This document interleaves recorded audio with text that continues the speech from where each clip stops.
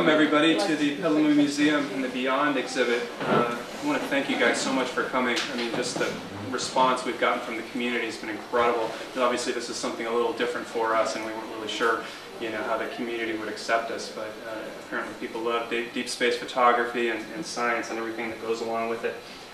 Before we get started, I just want to recognize a couple of people in the audience who've been just incredibly helpful and a part of this process. Putting on an exhibit, it's one thing having the idea, but actually getting this thing built, and it really comes at the expense of a lot of great people and all their help. So first, Mr. Eric Swanson sitting here in the audience is part of our, right there, yeah, one of our.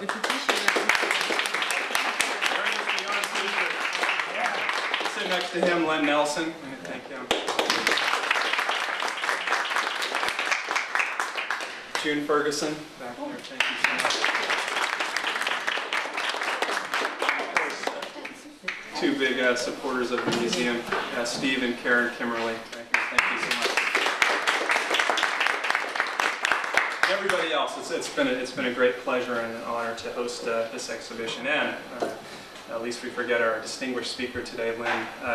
When I thought of this exhibition maybe about a year and a half ago, the first person I called was Lynn over my alma mater at Sonoma State, because her reputation really precedes herself with her very distinguished background, not only being a Sonoma State University professor, but working with NASA and the wonderful Fermi project. So we kind of brainstormed all those many years ago, and this is the result of it. So a big heartfelt thanks to Lynn for her initial support and continuing throughout the exhibition.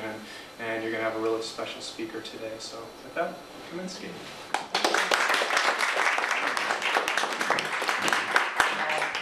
Well, it's nice to see so many familiar faces in the audience, but as I told Glenn, and I'll mention it to June, you guys already heard this talk at the Sonoma County Astronomical Society, so you're probably going to be bored because it's the same talk. But Fermi is one of the biggest projects that I've been working on. I've been working on it since 1992, and so since it's working so well, I decided that it would be good to tell you what the latest results are.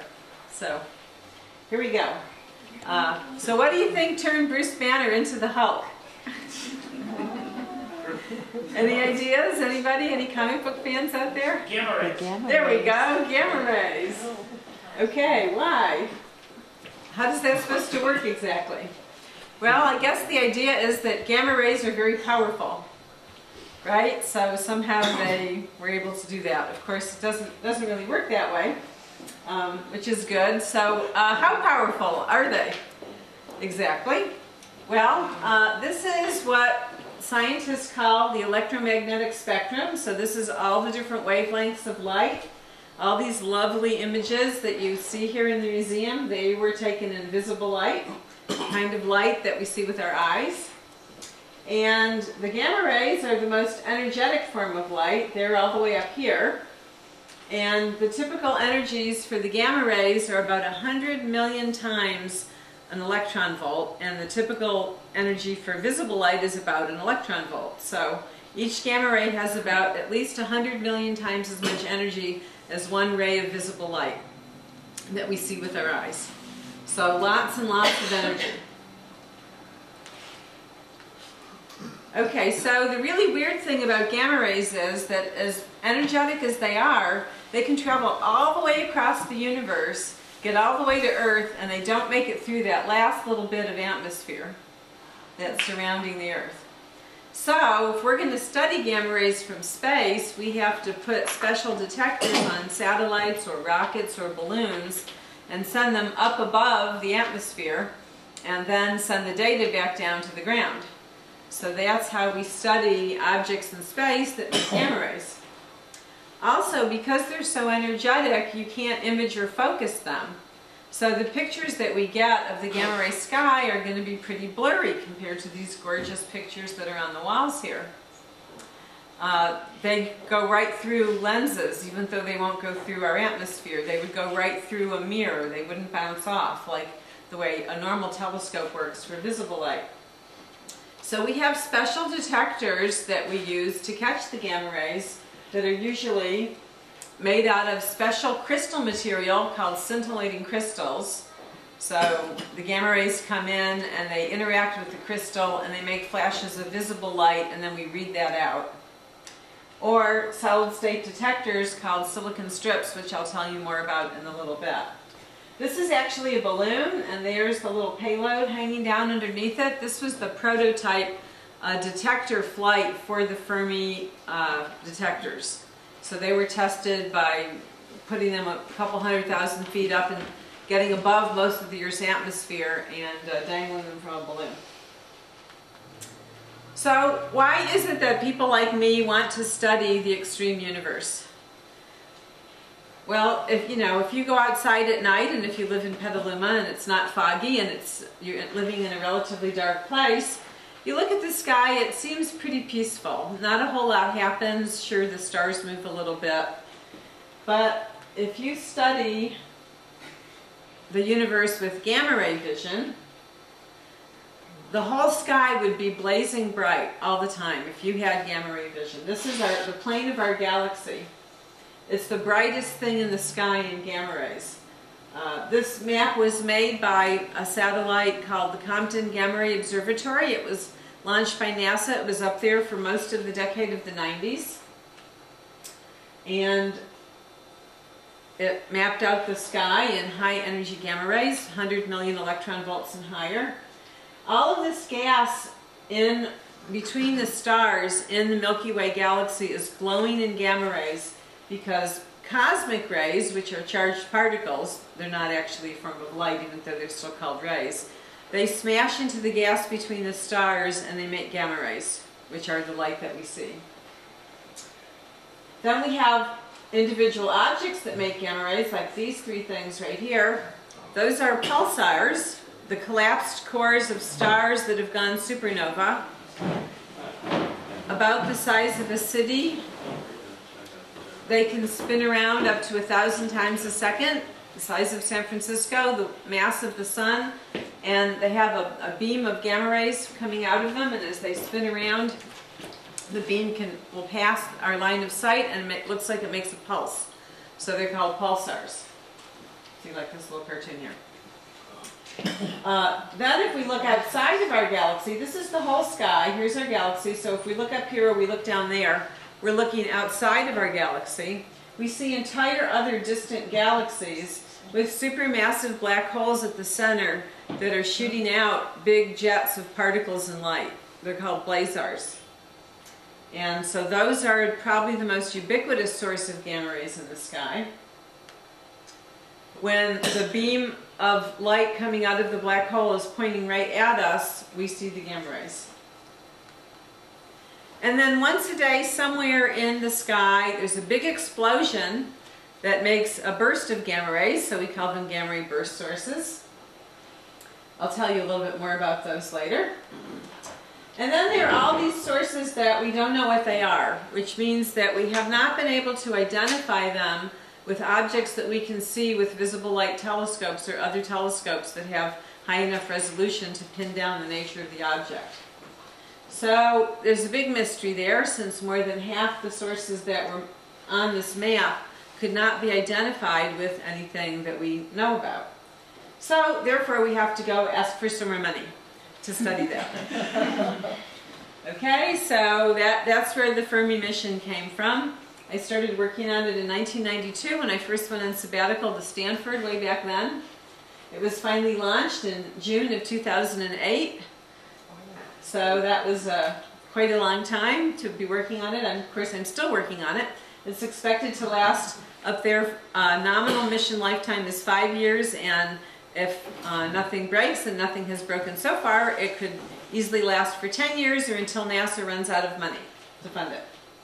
And it's an international mission with partners from France, Germany, Italy, Japan, and Sweden. And basically, Fermi is the first time that astrophysicists like myself got together with particle physicists to build a satellite. So it's particle physics technology in space. This is what it looks like before launch. This is Fermi in the clean room. That thing is a big telescope, and I'll tell you more about that in the next slide. Here are some little telescopes. They look specifically for bursts of gamma rays. There's 1, 2, 3, 4, 5, 6, and one big one on this side, and the same number on that side back there that you can't see. Those are the gamma ray burst monitors. And the gamma ray burst monitors, there's so many of them because they look at the whole sky between those 12 different things and the two big ones. They cover the whole sky. That's one of the big ones. That's one of the little ones. These were built by scientists at NASA Marshall Space Flight Center, Chip Megan, and in collaboration with the Germans. And both of these types of little telescopes use those scintillating crystals that I mentioned before. The lower energy ones use a material called sodium iodide, so not too much different than salt, except it's a big crystal. And the energies of the gamma rays that they detect are between 10,000 and 1 million electron volts.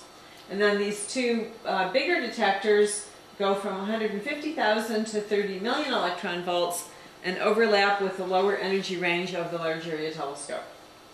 And I'm going to tell you about a couple results from the GBM, but mostly I'm going to talk about the large area telescope, which is the main instrument. And it doesn't look a whole lot like a telescope that you might have seen before, because it looks like a big bunch of suitcases, actually.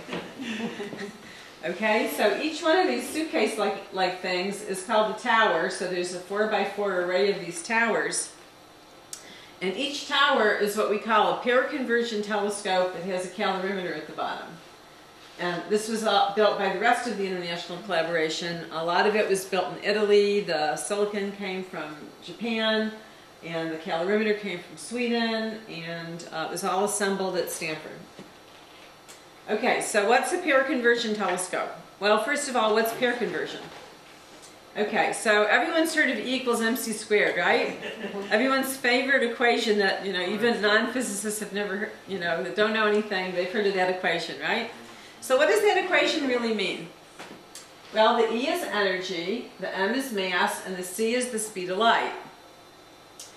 In this case, what we have is an electron coming together with its antimatter counterpart, which is called a positron, exactly the same mass as the electron, but the opposite charge, positive rather than negative. And when those two things get together, they annihilate and make two gamma rays. So that's actually called pair annihilation. So the mass of each one of those particles turns into the energy E of the gamma rays. So that's E equals mc squared. Everybody with me so far? Okay. So when the two meet, they annihilate and they make two gamma rays, and the energy of those gamma rays is a very particular energy. It is the energy that corresponds to the mass of the particle once you multiply by the speed of light squared. In this case, 511,000 electron volts. Okay, so you get two gamma rays, each with 511,000 electron volts, every time you get one of these pair annihilations. All right, so that's pair annihilation, and what's pair conversion? Now let's just run the camera backwards. Let's put a gamma ray and have a gamma ray come in and hit some lead or tungsten or some heavy metal. It can actually create a particle and its antiparticle. Okay, so that's called pair conversion. The gamma ray is coming in, it converts into a pair of particles that actually have mass. Now these will still have the mass that's equivalent to 511,000 electron volts, and all you need is that the gamma ray have a lot more energy than 2 times 511,000 electron volts. So that's 1 million electron volts plus a little bit. So as long as you have a gamma ray that has more energy than 1 million electron volts, and if you slam it into some lead or tungsten, you can make yourself a pair of particles. Why is it a pair? Why do you have a positive and a negative one? Well, because before you had that, you had no charge. There was no net charge. So there has to be no net charge after the gamma ray converts. So the plus and the minus have to cancel each other out. You couldn't make 2 positive charges or 2 negative charges. You have to make 1 of each kind. So it's a pair conversion. Okay, so that is the basis. This physical process is the basis of how our telescope works on Fermi.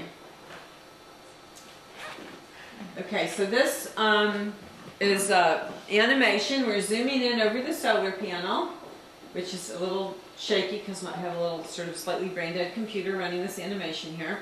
So there are the GBM, the gamma ray burst monitors. This is a cutaway view of one of those towers. There are all these planes of silicon strips, and a purple gamma ray is going to come in. It's going to convert now when it interacts with the tungsten that's next to the silicon and turn into a positive and a negative particle.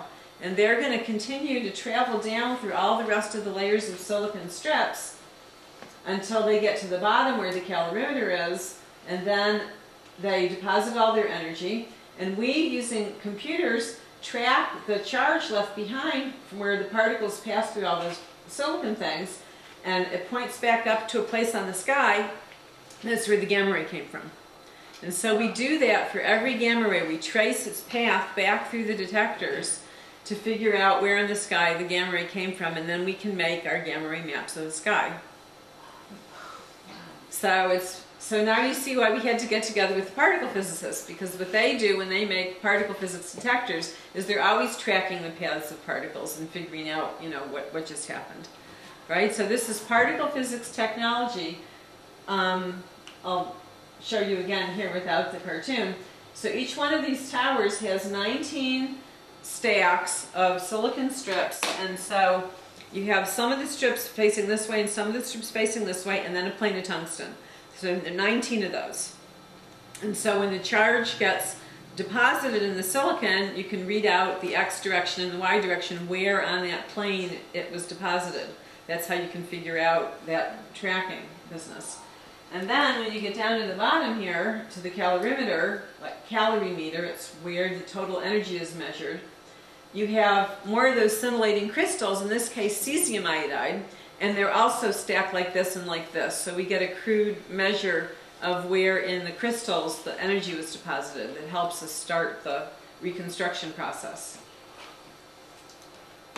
So that's why this telescope doesn't look like any telescopes you're used to seeing. That's the way a gamma ray telescope looks, and the gamma rays can come in from the side. They don't have to come in from the top. But this stuff, this yellow stuff here, those are the anti-coincidence detectors, because the gamma rays will set off the detectors, but so will those pesky cosmic rays that I was talking about before, the things that have mass that aren't actually light. We don't really want to be a cosmic ray experiment, we want to be a gamma ray experiment. So we have to get rid of any of the signals that we get from cosmic rays. Now the cosmic rays, because they have mass, they interact with the material in the anti-coincidence detectors. So if we get a signal in here, and then we get a signal in here, we throw it out. We don't want to keep those signals. We only keep the signals where the gamma rays pass through the pass through this outside stuff and set off the silicon in the tracker. Those are the good ones. There are 100,000 cosmic rays that hit our detectors for every one gamma ray that we get. So it's really like a needle in a haystack. We don't want to keep the cosmic rays. We could never send that much information down to the ground. We throw all those signals out in space, and we just keep the ones that appear to be gamma rays. Okay, so here we are launching, and I was lucky enough to be able to go to the launch and stay for the launch, because if any of you who have ever tried to go to a launch knows it never launches when it's supposed to, so you have to be prepared to stay there for quite a long time. And almost everybody, including my husband, had left and gone home, and I still stayed because I was helping with the press stuff, and I got to see it launch. This is a Delta II rocket. It's got 9 solid rocket boosters, because all of that silicon, all that tungsten, all those crystals, they weigh a lot. 4,300 kilograms. It's a very heavy satellite, even though it's sort of short and squat. It's in a 550 kilometer orbit around the Earth, so it goes around every 95 minutes. And there are over 800,000 channels of electronics that we're reading out in the silicon in that large area telescope. And all of that runs on the power of your bathroom hairdryer, 1,500 watts. Still, it takes those huge, long, 15-meter solar panels to actually come up with all that power and keep the batteries charged. Okay, so it's pretty amazing. And of those 800,000 channels of silicon, only a couple hundred have actually failed to date. And we've been up for a few years, which is just amazing. What speed does it move at? You mean around the Earth? Oh, I'd have to sit and calculate that for you. Roughly. Yeah, I mean it's pretty fast because it goes all the way around the Earth every 90 Like 90 10, minutes. 20,000, I mean. Yeah, it's at 10,000 kilometers a second or something like that. I mean it's pretty fast once it gets up there. I will calculate it for you afterwards though. Okay, thank you. Okay, so here's our sky map, the first sky map that we put out after about a few months. Compared to the one that I showed you earlier, you can see that everything is a lot clearer. We have much better angular resolution. It's never going to look like Hubble or these gorgeous pictures, but you can see these 3 pulsars that were sort of mushy before. All this is resolved now. You know, you can see these 3 pulsars. You can see a whole bunch of other little individual objects. And so here's the plane of the galaxy. Here's some of those blazars that are outside the galaxy. And I'll be telling you about some of these other discoveries. Here's actually a galaxy with a black hole in it that's not pointing jets at us that we can still see.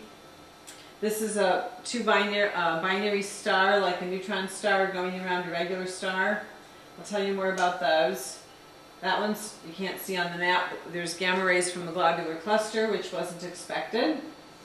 And we still have a bunch of things, especially near the galactic plane, which is a crowded area that we can't identify with other ground, objects that we know about from before or from telescopes on the ground. So I guess we'll have to just ask for more money and keep studying it. Okay, so what have we learned about gamma ray bursts? Well, gamma ray bursts, at least most of them, the long ones, come from supernovae, which we call hypernovae. So 100 solar mass star reaches the end of its life. It sheds all of its outer material, and then there's a core of material that's collapsing down, and it falls into the central core object, and then a big explosion happens, and we think we get a big blast of gamma rays if the conditions are just right. Each one of these gamma ray bursts, and we see about one a day, is 1 billion times 1 trillion times as much power as we get from the sun within a couple seconds. Or another way of saying it is each gamma ray burst puts out as much energy in just a couple seconds as our sun does. It's an entire 10 billion year lifetime. And there's one of these events happening somewhere in the universe at least once a day that we get to see. So this is a slightly old map, but Fermi has detected with the burst monitor over 600 bursts so far. About 20 of them have been seen with the Large Area Telescope also at much higher energy gamma rays. And you can follow the bursts at this website that we maintain, grb.sonoma.edu. Soon to be an iPhone app. In fact, I have the iPhone app for it in my, on my iPhone in my purse that I was doing an alpha test on earlier today. So it'll soon be a free iPhone app. You can keep track of the gamma ray burst sky on your iPhone if you are so inclined. Just like you can with exoplanets. Okay, so here's what a typical strong gamma ray burst looks like. Just, lots of gamma rays all of a sudden. This one lasts about 50 seconds long, but they range from just less than a second to, a couple minutes long. And almost all of them look totally different from all the other ones. So we say that when you've seen one gamma ray burst, you've seen one gamma ray burst. Because they really don't at all look alike. And that's been one of the problems for theorists trying to understand exactly how that whole thing works, is why do they all look so different? So this burst, they're named by the year, the month, and the day, and then what one they were on that day. So this was September 16th, 2008. The third one reported that day. Was the most extreme burst yet, and I'm going to run this little movie here, and you'll see the burst. It's on the loop, so you'll see it. Ah, there it is. Okay, now it's going to repeat later. Right there. There it is. Okay. So this particular burst of gamma rays had the greatest total energy, which implied the fastest motions of the material that was exploding and the highest energy gamma rays ever seen. So the thing about gamma rays that's really different than visible light or most of the kind of light that we're familiar with is that gamma rays are not associated with material that's at a particular temperature. So the sun, we draw it like a big yellow ball because it's sort of 6,000 Kelvin, right? And 6,000 Kelvin peaks in the yellow visible light part of the electromagnetic spectrum. We are all sitting here radiating in the infrared because we are only a couple hundred degrees Kelvin, or 300 degrees Kelvin. Okay, so if you see X-rays from something in space, you're looking at 10 million Kelvin. But in order to see gamma rays from something that would be a particular temperature, it would have to be billions of degrees. And there are just not that many things out there that are billions of degrees. Something right when it explodes for just a few seconds, but that's about it. Almost all the gamma rays that we see from space are coming from non-thermal emission, by which I mean acceleration of charged particles, either by a magnetic field, a gravitational field, or a big explosion. In this case, since it's a burst, it's a big explosion. So something exploded, it accelerated a bunch of charged particles, those charged particles made gamma rays, and we see the gamma rays. If we study the gamma rays, we can figure out how fast the particles were moving. And so when we did that for this burst, the particles that made these gamma rays are moving at 99.9999% of the speed of light. That's pretty close to the speed of light for something that has mass.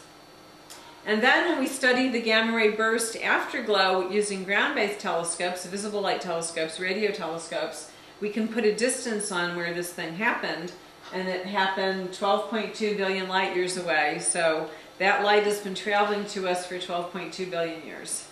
This particular burst there, that one. And then it got to us on September 16, 2008. And the energy passed that long. Right, the energy just kept traveling through the universe for that long until it got to our satellite. Okay, so another really cool thing you can do with gamma ray bursts is you can test special relativity. So a major tenet of Einstein's theory of special relativity is that light travels at a constant speed. Light of all flavors, right? So gamma rays should be traveling at the same speed as visible light. And high energy gamma rays should be traveling at the same speed as low energy gamma rays. But there are some theories of quantum gravity that predict that the higher energy gamma rays have such short wavelengths that they're going to be slowed down by interacting with sort of a foamy, grainy nature of space-time, and they should travel slower than the low energy photons. So if you were going to test this theory, how would you do it? Well, if you had a big blast of gamma rays and you had some high energy ones and some low energy ones that all came out at the same time, you could see what the spread in the arrival times would be when they got to your satellite. If they came at the same time as each other, then you would say, okay, they're both traveling at the speed of light, everything's fine. But at least you could set limits on the quantum foam nature of space-time. And so we did that. Here's our little cartoon of the high energy gamma ray, maybe being slowed down by the foamy space, and the lower energy gamma ray sort of skating over the surface and not noticing the little ripples in space-time. But we don't see any evidence for anything like that. We were able to set some pretty good limits on violations of special relativity using a particular gamma ray burst. So that was a fun measurement to make. So this is a page from our gamma ray burst website if you want to try to learn more about the burst. This is the grb.sonoma.edu website. And the one that's the most recent one is flashing green, or whichever one you're looking at, and then the ones that happened in the past week are flashing red, and then they sort of accumulate and fade away, and you can read more about them and see where they are in the sky. Okay, so a little closer to home, you may wonder, why should I care about gamma rays, doing all these things 12 billion light years away from me? But one of the cool things that the gamma ray burst monitor discovered were thunderstorms on the Earth hurling antimatter into space. Okay, they're called terrestrial gamma ray flashes, and they look like this, sort of like a gamma ray burst, but very short. This is milliseconds, so thousandths of a second, and this thing is like usually 2 milliseconds long. So much shorter than normal gamma ray bursts, although here's a really weird one that lasted for 30 milliseconds. So they noticed, the GBM scientists noticed all these terrestrial gamma ray flashes. Because they have all those detectors around the satellite, they could tell they were coming from the ground and not coming from the sky, coming from below the satellite. And now I'm going to play this movie, and hopefully you're going to be able to hear the movie. I have this speaker on. Of course, hopefully I have the sound on my computer. I'm going to turn it up.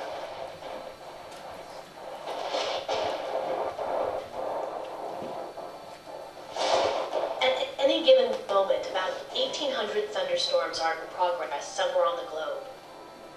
New observations by NASA's Fermi gamma ray square is still there. Let me start it over again. All right, we'll try again. I'm starting. We'll stop it. There we go.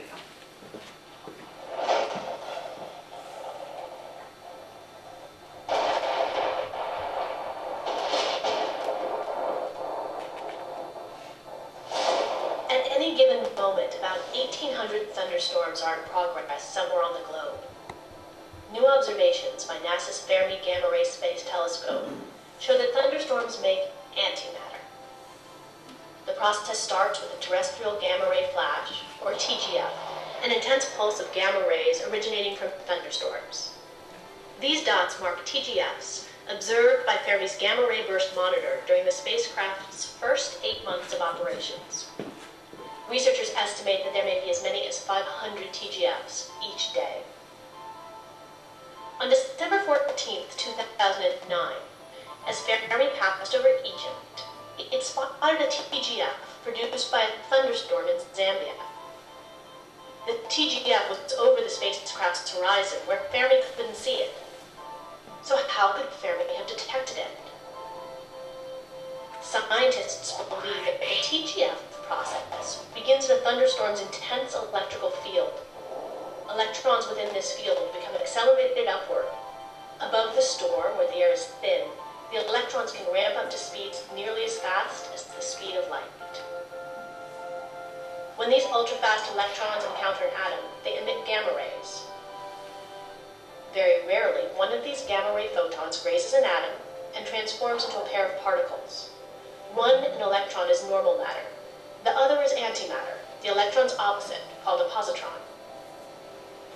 The gamma rays travel in straight lines, but the charged particles spiral along the lines of Earth's magnetic field. And that was the route to Fermi. The particles created by the TGF rode upward on magnetic field lines, and then struck the spacecraft. The positrons annihilated when they struck electrons in Fermi, creating a flash of gamma rays. For an instant, Fermi became a gamma ray source and set up its own detectors. A fraction of a second later, some of the particles were bounced back along the same magnetic field line. They again passed through Fermi and again produced gamma rays. The spacecraft has observed this phenomenon on at least 4 other occasions. So the next time lightning flashes and thunder roars, remember, you may be witnessing antimatter in the making. So that's pretty weird, huh? Yeah.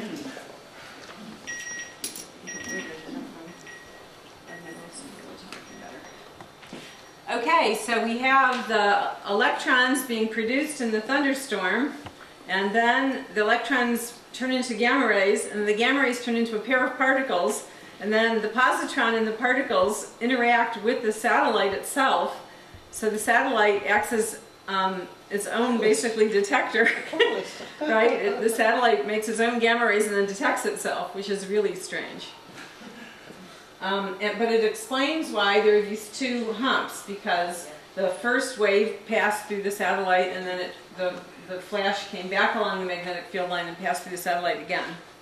And when they look at the energies that come in both of these places, with the burst monitors, those energies, there's a big bump at 511,000 electron volts. So you know that it was antimatter annihilating in the satellite that made the flashes. So anyway, that was a big discovery. We got a lot of, so here's main peak, mirror peak here. So, you know, Fermi was like over here, and the thunderstorm was down here, and it went all the way to there and came back, right? So it passed the satellite twice and made those 2 bumps. So this particular one, December 14th, 2009. So, oh, and here's the, there's the 511,000 electron volts. So you can see the strong signature of positron-electron annihilation there. Okay, well, we'll switch subjects. We'll talk about black holes for a little bit. This is an artist drawing. I have a wonderful artist that works for me named Rosa Minette. And this is her drawing of a black hole in the middle of a big galaxy shooting out jets of particles and gamma rays. And those galaxies with the big black holes in the middle that are pointing their jets at us we call blazars. But the big mystery is, if black holes are supposed to be sucking in everything, then how is it that they're shooting out these jets of particles and light? And that's one of the things we'd like to figure out using Fermi. So what we do is, Fermi with a large area telescope sees the entire sky every 3 hours. So when one of these black holes decides to eat a lot and makes a big flare, we get to see that on a pretty short time scale. So here's one, it's not very bright, and then the next day it's really bright. And so we have coordinated campaigns between Fermi up in space and visible light telescopes on the ground. We're trying to study the pattern of the light and the flares. Which comes first, the visible light or the gamma ray light? We don't know what the charged particles are in the jets. We don't know if they're negative particles, we don't know if they're positive particles. If they're positive, we don't know if they're positrons or if they're protons or some other kind of nuclei. So we'd really like to learn about that. And the different models for the different kinds of particles give you different predictions about which kind of light should come first, or whether they should just be marching in step together. So what we do at Sonoma State is we have this robotic telescope, and Dylan in the back there is going to be working on this summer. This is our GLAST optical robotic telescope. GLAST was the original name for Fermi before it got renamed after launch. So we call it GORT. And it's up at Pepperwood, which is about a half an hour north of here. And we control this telescope over the internet. And students do ground-based observations using visible light on this telescope and a whole bunch just like this that happen to be in Chile. And we study any gamma ray burst we can get, but mostly we study the flares from these blazar sources. And we have a whole website about that for people that want to read more about it, Global Telescope Network, gtn.sonoma.edu. Okay, changing subjects again, I'll tell you a little bit about pulsars.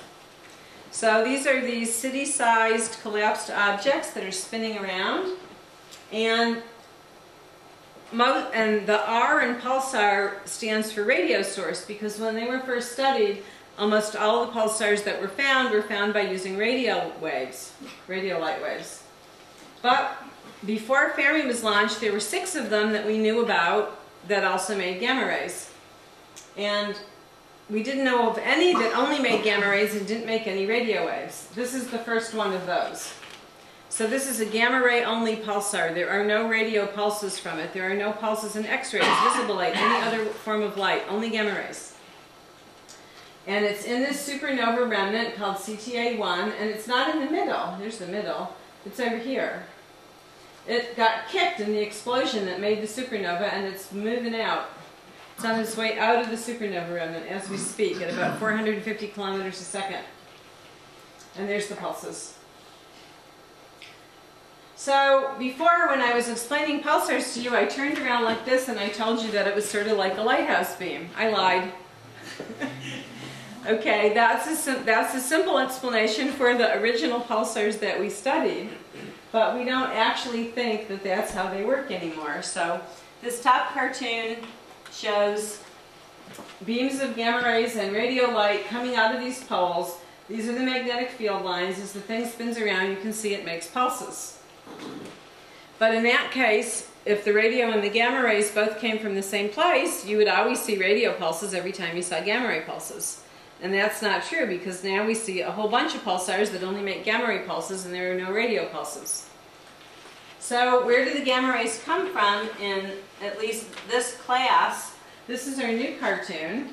So here's our little pulsar. It's going to have green radio waves shooting out of the polar caps, but the purple gamma rays are coming from somewhere outside the magnetosphere, somewhere on the outside of all of those loops of magnetic field line. And if you notice, this is a lot more there's a lot more angles here where you can see the gamma rays than right up here from the polar caps. So if you were looking from this direction or this direction or this direction, you would see gamma rays and no radio. There's only, a couple directions where you'd see the radio crossing your line of sight. So that's how we think the gamma ray pulsars work. And here's the sky map again. There's the galaxy. Here's a whole bunch of pulsars, all discovered by Fermi. Remember, there were only 6 discovered before Fermi was launched that made gamma rays. We now have almost 100. We'll put out a new press release when we get up to 100. We have like 90 some at this time, and the color coding is all the different kinds of pulsars. So there are the little flashes of light have been slowed down by a factor of 10 so you can see them pulse.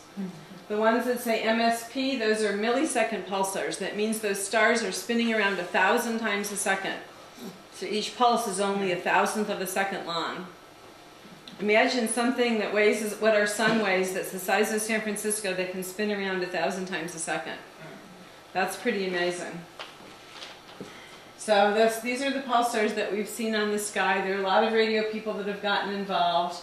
Those are the blue ones, are ones where the radio people told us what the pulse period should be, and we looked and found them. There were 25 where we found them and there weren't any radio waves. There were 6 where we found them and then they found the radio waves afterwards. There were 13 that are millisecond pulsars that the radio people told us how to find them. And there are 17 where the gamma rays came first and then the radio came later, and they're also millisecond pulsars. So it's been very interesting. It's been one of the biggest scientific discoveries of Fermi, is just this whole, bounty of pulsars making gamma rays. It's been pretty amazing. A lot of the unidentified sources from that first satellite have turned out to be pulsars. And we have a comic strip that we put out at Sonoma State called Epos Chronicles that features our little blue alien, Elkina, traveling around the galaxy with her spaceship Epo and learning about things. And in this cartoon, she's learning about pulsars. So it's a weekly comic strip. There's a new episode every Monday. It's translated into French, Spanish, Italian every week as well, because this is an international mission. So check it out at eposchronicles.org. Okay, so last subject, dark matter. Everything I've told you about so far has been blazing in gamma rays, but of course what we'd really like to see is some kind of gamma ray signature from something that doesn't normally make light, which is what scientists usually call dark matter. Dark matter seems to be about 80% of all the matter in the universe. And just like the electron annihilates with the positron and makes gamma rays of a particular energy, 511,000 electron volts, there are many candidates for dark matter particles that will do what's called self-annihilation, and then they would make some gamma rays that would tell you how much they actually weigh, what their mass is. And so we might be able to see a line of gamma rays, just like that bump at 511,000 electron volts. We might be able to see a line somewhere in the range 30 billion to 10 trillion electron volts that would come from the annihilation of these dark matter particles.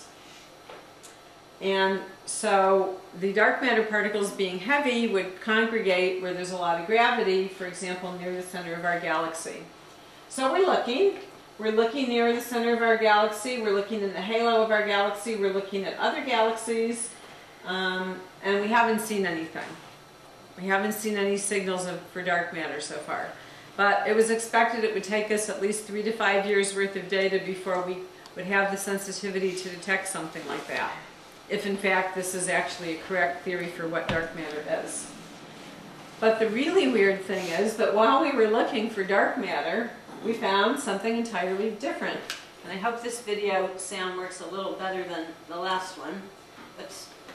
So let me try another astrophysics video from NASA. The discovery of giant gamma ray bubbles in our galaxy. Using data from NASA's Fermi Gamma Ray Space Telescope, scientists have recently discovered a gigantic, mysterious structure in our galaxy. This never-before-seen feature looks like a pair of bubbles extending above and below our galaxy's center. These enormous gamma-ray emitting globes aren't immediately visible in the Fermi all-sky map. However, by processing the data, a group of scientists was able to bring these unexpected structures into sharp relief.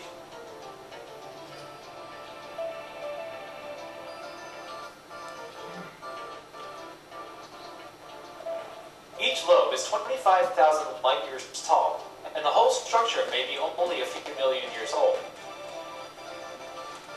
Within the bubbles, extremely energetic electrons are interacting with lower energy light to create gamma rays, but right now, no one knows the source of these electrons. Are the bubbles remnants of a massive burst of star formation? Leftovers from an eruption by the supermassive black hole at our galaxy's center? Or did these forces work in tandem to produce them? Scientists aren't sure yet, but the more they learn about this amazing structure, the better we'll understand the Milky Way. So this just shows that you never can tell what you're really going to find, because we started out looking for dark matter near the center of our galaxy, and we found these huge bubbles of gamma ray emitting gas that, you know, are 25,000 light years tall above and below the galactic center, that nobody had any idea that they were there until Fermi mapped them out. So, so you never can tell what you're going to find. That's one of the things that's really exciting about doing astrophysics. And in conclusion, I guess I've explained to you all about how we use antimatter in our telescope to map the high energy universe at energies that are millions of times as energetic as visible light. And we have this wide new window on the universe that's showing us, hopefully, connections between the vast reaches of space and the little tiny particles that are creating all the things that we see. And this is the official NASA website for Fermi is nasa.gov/Fermi, where you can see all these videos that I showed you in a lot of these maps. So thank you very much for your attention, and I'll take questions.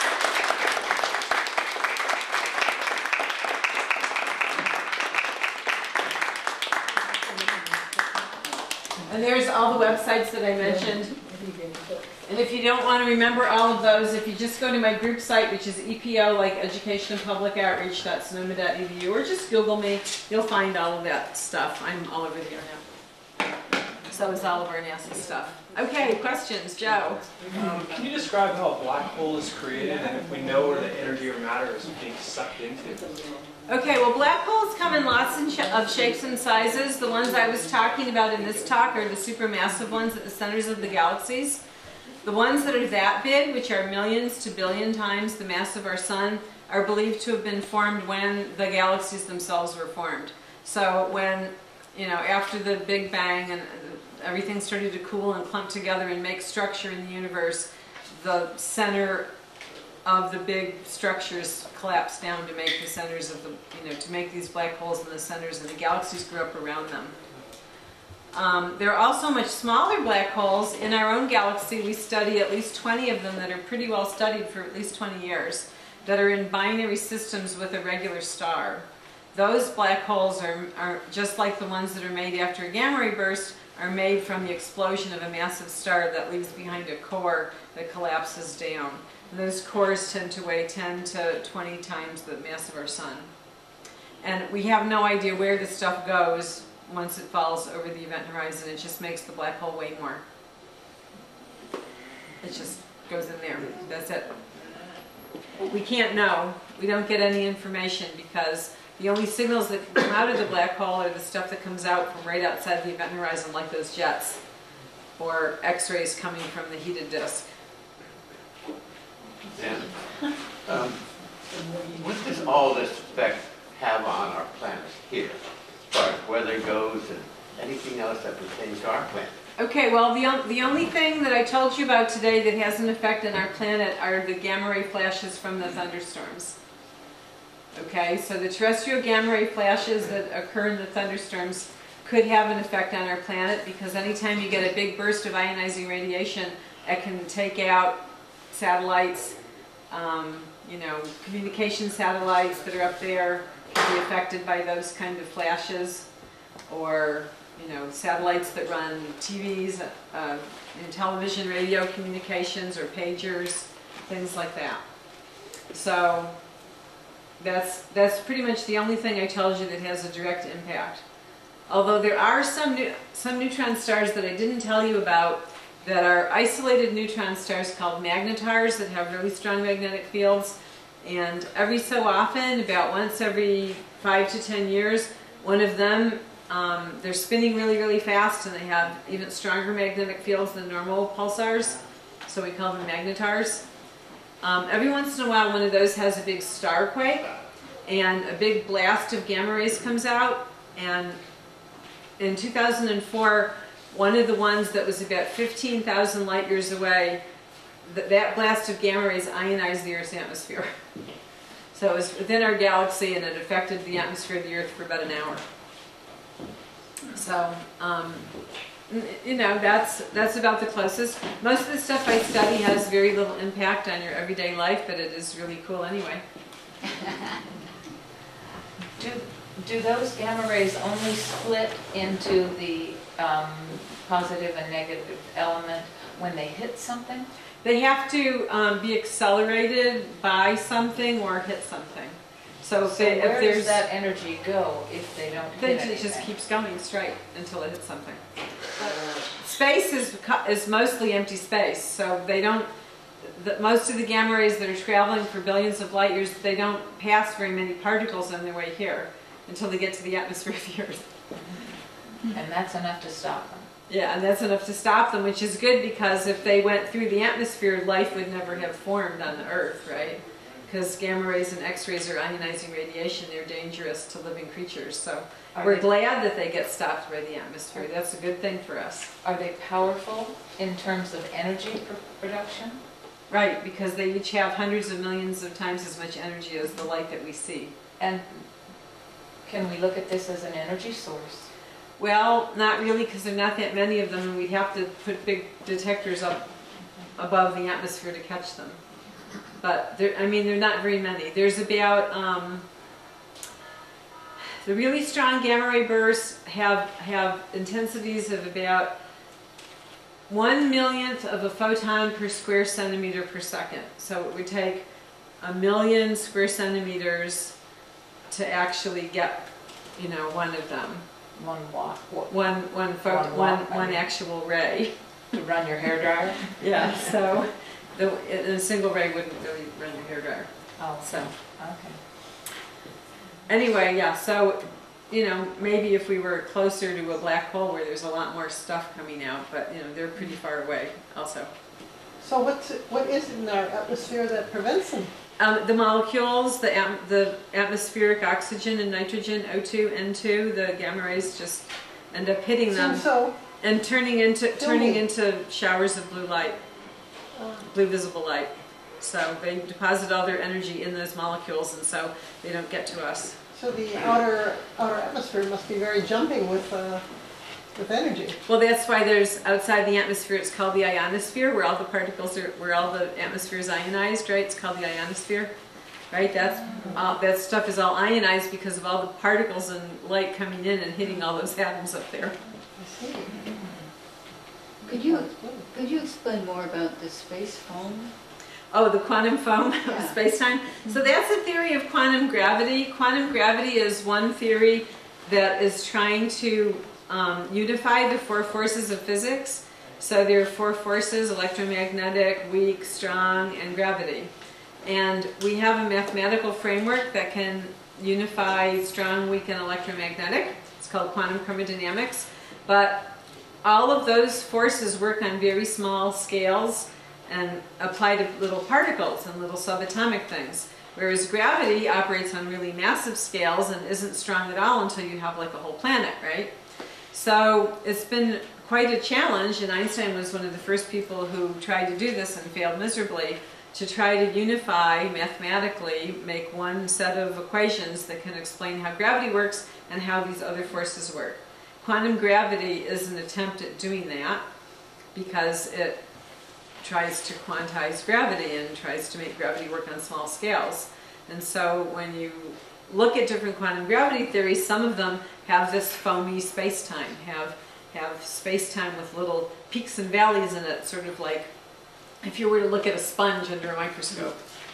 And so it could be right, it could be wrong. It's very hard to test, and timing the photons racing through 12 billion light years to see if they get, if they both come in at the same time in this photon race, that's one possible test. And so we were able to do that. And we didn't see any evidence for the foamy nature of space-time, so maybe not a correct theory. But that's the way science works. You have a theory, you try to make a test, you try to, do the test. All of general relativity, which is Einstein's theory for how gravity works, every test that we've ever done for general or special relativity has always passed. There has never been a single case where those theories have failed. But all it would take is one, and we know that we would need a new theory after that, right? That's the way science works. It's can you falsify, or not? If you get one thing where you can prove it doesn't work, you have to have a better theory.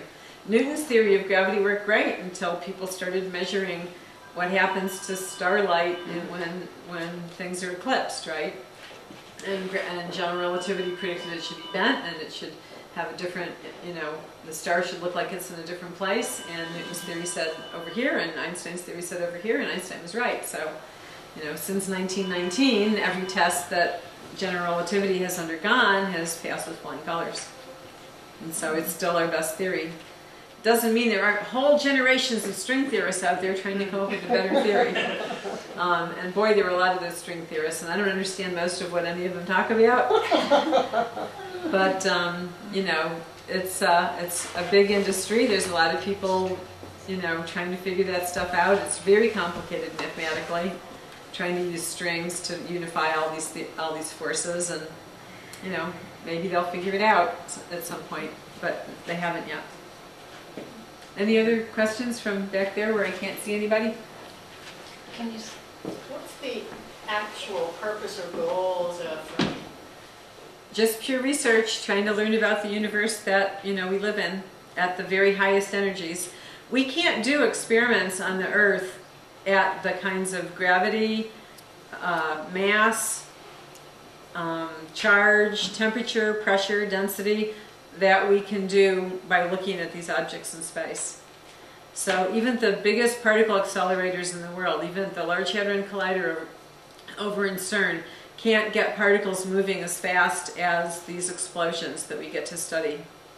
And so when we study the universe at its limits, we can learn new things about the physical laws and the way things work that we can't learn if we just, do tabletop experiments in laboratories.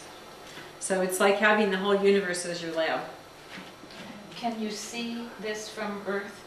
Can you see Fermi from Earth? Yes. What's the orbit? Yeah, you can see it. In fact, does it come over the Bay Area? Sometimes, yeah. It's at a 28-degree inclined orbit. So there are programs that you can get, apps you can get. In fact, if you just go to the Fermi website, you can see where Fermi is over the Earth at any given time.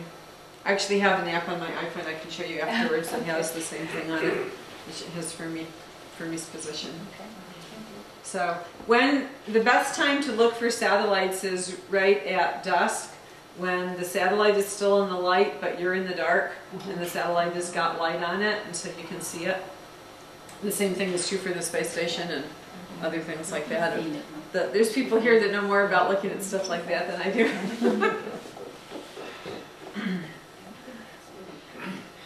Any more questions? I'll be glad to just talk to people afterwards. One more. Just curious if there's been any sort of study on the energy of the entire system, and then if there's sort of a way to measure if there's changes as these events occur. I understand there's a theorizing that the energy of the system should remain the same, correct? Which system are we talking about? Any system, say the Milky Way system. Oh, like the galaxy? Right. And then what kind of event is supposed to happen, like a supernova? Well, so through the creation of gamma rays, the change in energy. Well, we can certainly see the energy change in particular stars, or neutron stars. For example, the neutron stars that are spinning and the pulses are very, very regular to like 12 decimal places. they'll have a glitch all of a sudden, like the little starquake, and then they'll spin at a different rate. And sometimes that glitch is accompanied by a big release of energy, and those two kinds of energy things add up. So that's sort of close, I think, to what you're asking. But not for something as big as the Milky Way. I mean, there's 100 billion stars in the Milky Way. We couldn't possibly count them all. We can't even see them all. So, all right, well, thank you very much. It's been a pleasure being here.